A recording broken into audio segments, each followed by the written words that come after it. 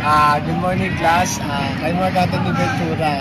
You might not, some of my classmates here, mas di pa ako final sa ibang grammar. Basta final ko, I'm Mark Anthony Ventura. You can call me Popoy for short. You may ask why it became Popoy. It's so far on Mark Anthony. And it's a very simple explanation because you had met my best.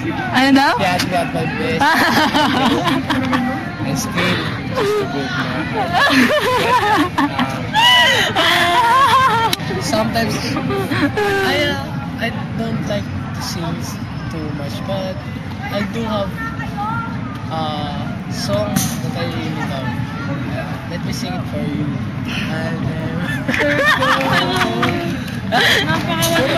Puro kwela lang.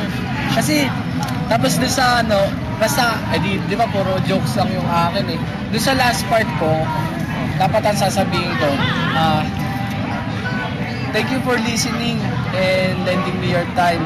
Lending me your time. As well for the next presenter.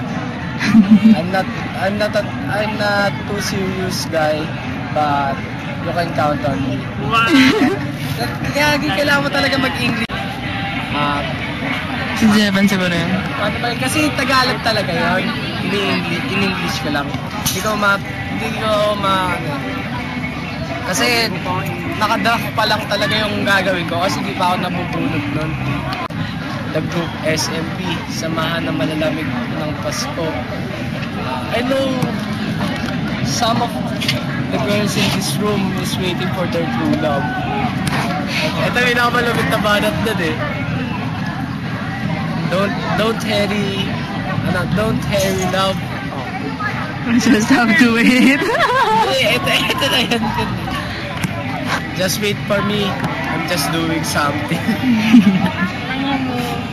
Kasi nabasa ko lang yun. Kasi yung Tagalog talaga eh.